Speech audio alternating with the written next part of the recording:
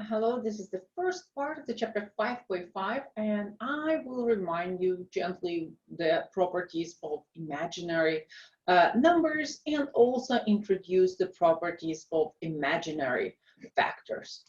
Okay, so if you haven't seen complex number for a while, then they are just include the square root of -1, which usually refer as a letter I. And they usually have two parts. One is a normal real number, and the second one is the number multiplied by the square root of -1i. So we usually refer to the real parameter as real part of our complex number, and anything which multiplied by I we call an imaginary part. And usually the complex number come in pairs, which we can call them a complex conjugate. So we can change the sign of our imaginary part. For example, here from 3 minus I, we can shift to the 3 plus I, and we call this number a complex conjugate of our Y, and we denote it as the Y bar. And often complex number plotted with the real part on the x-axis and the imaginary part on the y-axis. And the complex conjugate is basically a reflection around the x-axis. Okay, so that's complex number. What's happened if we have a complex vector? Again, we just separate everything to the real and imaginary part. For example, here we have a vector which has 3 components, and you've noticed that the first component exactly as our previous number 1, and there is a couple more. So every vector we can break down into the sum of several other vectors. Here we can break it down in the sum of the real number parts and imaginary parts. For example, we pull out the real coefficients. 3 in the first entry, the second does not have any real parts, so which means that the coefficients in front of the real part is 0, and the second one is 2. And then we pull all the coefficients in front of the I and call them an imaginary part and multiply it by I.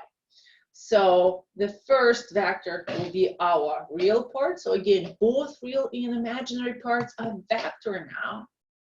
Okay, how about complex conjugate? Again, we can just change the sign in front of our imaginary square root of -1i. So we put the real part, we put imaginary part, and we put a sign minus instead of plus. And again, if we feel like it, we can pull both imaginary parts together and write just the 3 components, which is a complex numbers. Okay, so how about the properties of the complex vectors and their conjugates? So, and that would be very important for the rest of the chapter for us to follow. So let's just clearly label like 4 essential properties of the complex matrices and vectors. Okay, so let's start with vectors. If we multiply vector by the number and take a complex conjugate or complex conjugate of the product of the number and a vector, it will be the same as the product of 2 conjugates, the number and the vector. Okay, property number 2, we're kind of rising up. So now let's just look at the number and the matrix. The product of the complex conjugates of the number and the matrix will be equal to the complex conjugate of the product of matrix and the number. So we basically break down the bars. I mean, I usually call this properties kind of break down the bars. Okay, third property. What if we take the number and a vector and multiply their complex conjugates? Again, we can treat it as a complex conjugate of the product of vector and the matrix. And finally, if we have 2 matrices and we multiply their complex conjugates, we again can take a complex conjugates of the product of 2 matrices. Okay, let's see how these properties will help us to understand something about the eigenvectors, because, like our eigenvectors, so far we'll only look at the real one, but we actually can encounter the complex one, and in the next parts we will see why.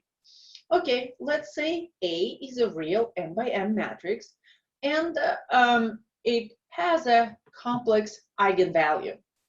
The theorem here tells us that if we have a complex eigenvalue, our eigenvectors come in the both eigenvectors and eigenvalues come to the complex conjugate pairs.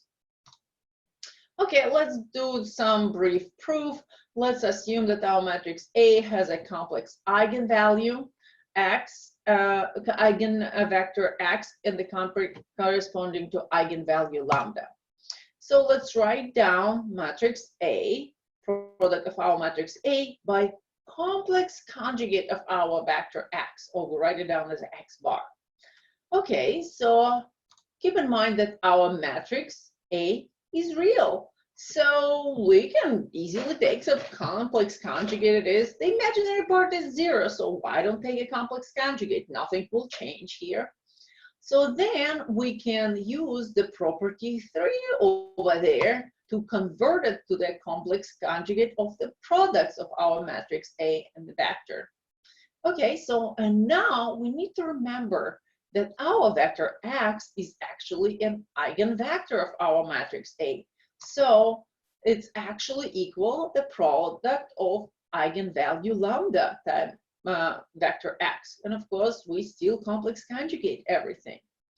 Okay, so now let's use property 1 over there and break it down in the complex conjugate of lambda and the vector x. Okay, so let's see what we get.